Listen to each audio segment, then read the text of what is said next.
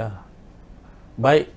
Selamat siang untuk adik-adik mahasiswa ME5C dan ME5G ya, untuk kuliah mekatronika.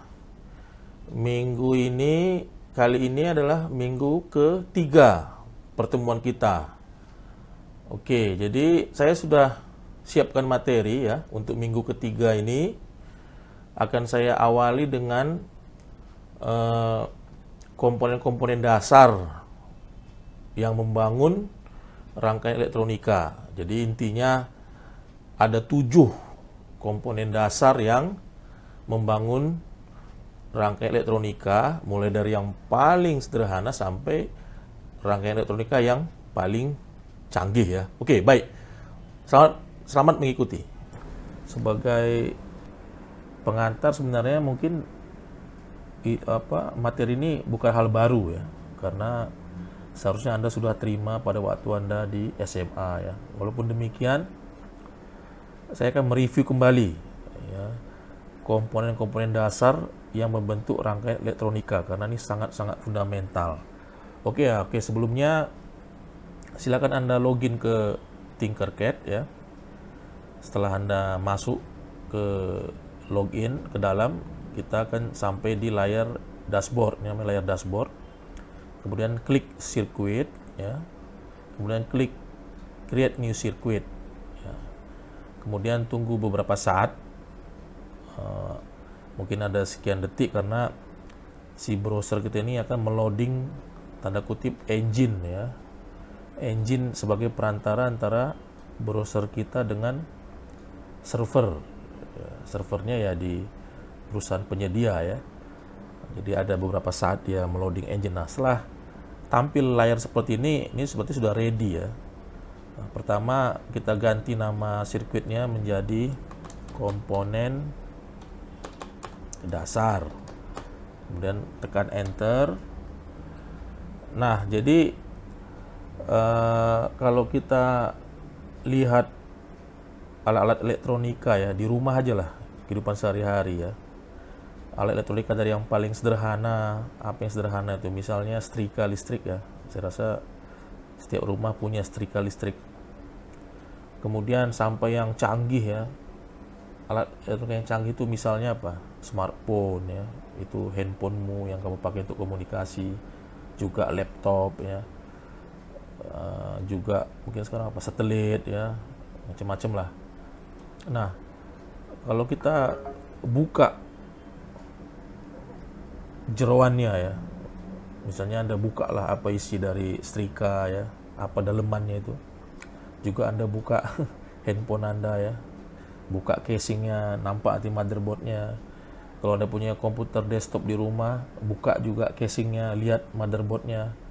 Nah, nanti kan terlihat di situ rangkaian elektronika kan. Kalau di setrika ya dia sederhana, dia cuman ada kabel power, kemudian ke elemen pemanas sudah, atau ke switch dia, ke lampu pengatur apa tuh, termo, mungkin sejenis batang bimetal dia, pengatur panasnya itu sebagai switch, kemudian ke sumber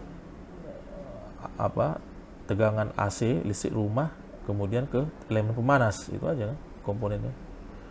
Nah, tapi kalau kita buka motherboard komputer misalnya, wah itu akan kelihatan rumit kan. Ada ribuan komponen di situ. Juga jalurnya itu ya, mungkin wah jelimet. Apalagi handphonemu ya, kamu buka motherboardnya sangat kecil, motherboardnya ya, padat isinya, komponennya sangat kecil. Tapi di atas itu semua, kalian mesti pahami bahwa ternyata alat elektronik dari yang paling sederhana, misalnya setrika listrik, sampai yang paling canggih ya, smartphone, komputer, satelit, itu dibangun hanya oleh 7 jenis komponen dasar ya. Hanya ada 7 itu ya, 7. Nah, mari kita bahas. Jadi yang pertama itu kita sebut sebagai voltage source ya. Nah ini voltage source, atau bahasa Indonesia itu sumber tegangan. Nah, ini juga bukan ilmu baru ya, Anda harusnya sudah tahu waktu SMA gitu. Jadi ada dua jenis sumber tegangan yang kita ketahui ya. Pertama itu namanya DC voltage source ya. Kalau bahasa Indonesia itu arus searah ya. Ini direct current ya, arus searah. Kemudian yang kedua itu AC atau AC voltage source. Kalau bahasa Indonesia itu tegangan bolak-balik. Nah, mari kita tinjau satu persatu. Jadi DC voltage source ini kenapa disebut sebagai arus searah? Karena jika kita plot tegangan terhadap waktu, ini tegak. Jadi kalau kita buat salib sumbu seperti ini, yang vertikal ini tegangan, yang horizontal ini waktu. Kalau kita plot si tegangan itu, dia membentuk garis lurus ya.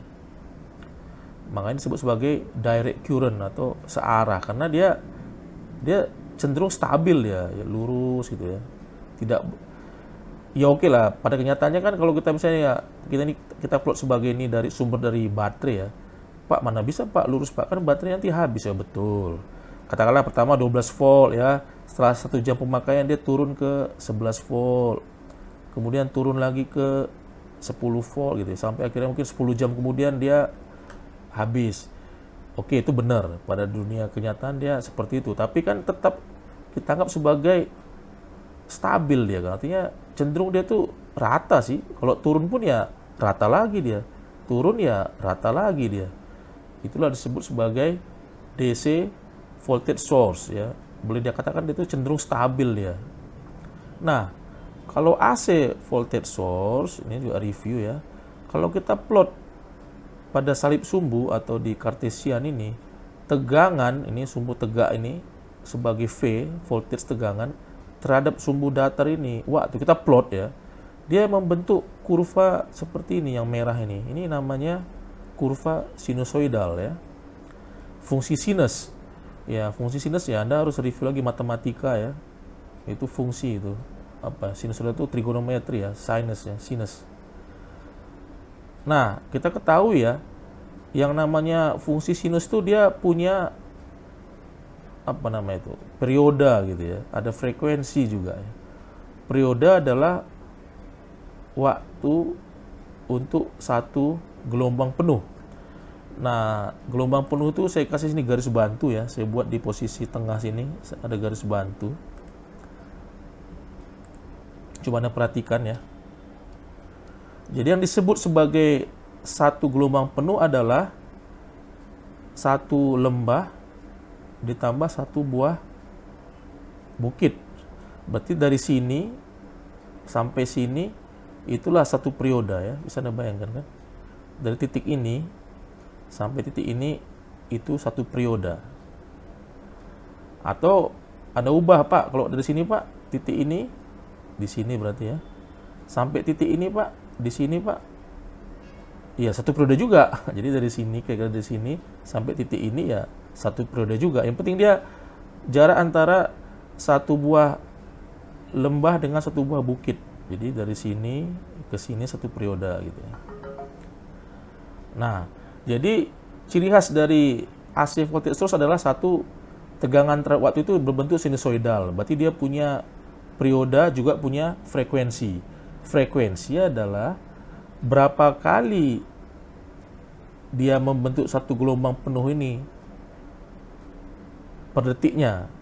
Misalnya kalau 1 Hz berarti setiap 1 detik dia akan berosilasi satu gelombang penuh. Berarti waktu dari sini sampai sini 1 detik gitu. Itu 1 Hz. Kalau 10 Hz berarti 10 kali dia 10 gelombang penuh dilaksanakan untuk 1 detik. Makanya nanti nanti kita review ya. Jadi nanti hubungan antara periode dengan frekuensi adalah F sama dengan per T kira-kira gitu ya. Oke, itu nantilah. Yang penting ini review bahwa kalau namanya AC itu ya dia grafik tegangan terhadap waktu itu dia berbentuk sinusoidal ya. Nanti lebih detailnya kita pelajari di kesempatan lain.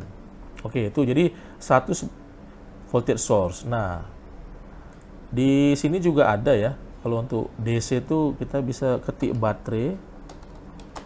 Nah, maka dia akan muncul beberapa jenis baterai ya. Ini ada coin cell, ini baterai coin ini biasanya dipakai untuk kalkulator gitu ya, kalkulator Casio gitu.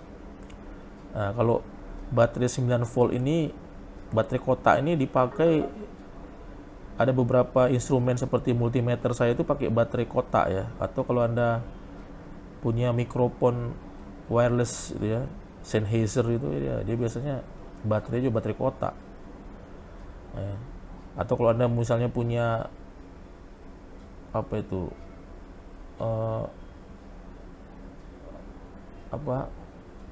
gitar listrik itu apa namanya itu, ada namanya alat untuk distorsinya itu, ya. Untuk itu biasanya juga pakai baterai kotak. Nah, ini baterai AA ya. Baterai AA ini umum dijumpai di jam dinding, kalau kita buka di belakang itu dia baterai AA. Juga ada baterai triple A ya. Ini kan dual A, ini AA. Juga ada triple E, AAA. Triple E itu biasanya lebih kecil lagi dimensinya. Itu baterai untuk remote TV misalnya ya, atau remote AC. Biasanya itu pakai baterainya triple A ya, berarti lebih kecil dari ini. Nah, juga sini kan nampak kan, ada bacaan 3 volt, berarti ini tegangannya 3 volt DC. Kalau yang ini 9 volt, berarti tegangannya itu 9 volt DC, ini 1,5 volt. Nah, yang warna terminal yang warna merah ini positif ya, terminal yang warna hitam negatif. Jadi ini positif, yang merah positif, yang hitam negatif. Nah, itu tentang power supply ya. Nah, komponen yang kedua ya, komponen yang kedua itu disebut sebagai resistor ya.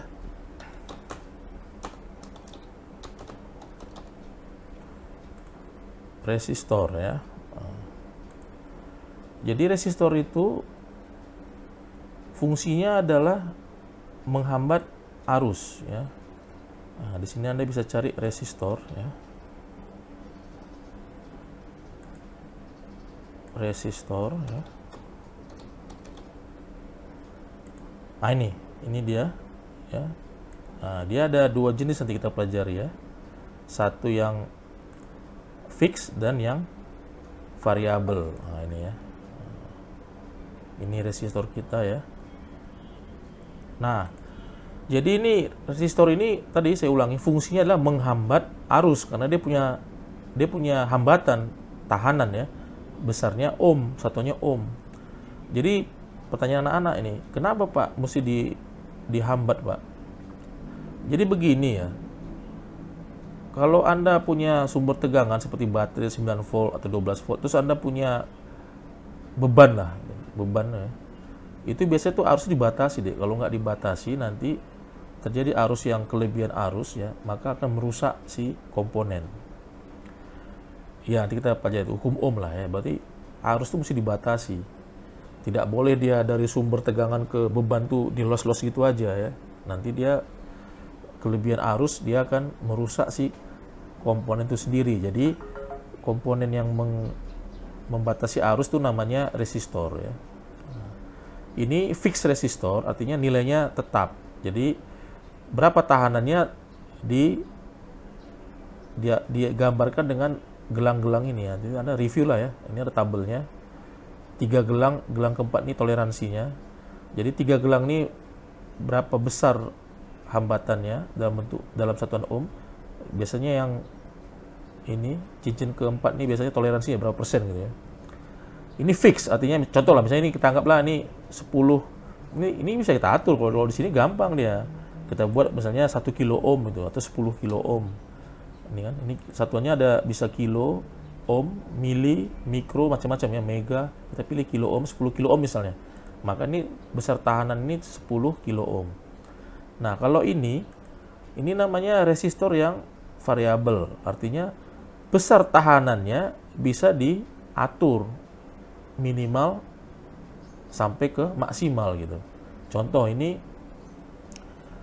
biasa kita pakai, biasa itu 10 ya, 10 kilo lah. Ini 10 kilo ohm ini umum di pasaran ya.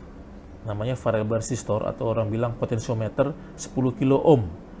Berarti tahanannya ya 10 kilo ohm gitu.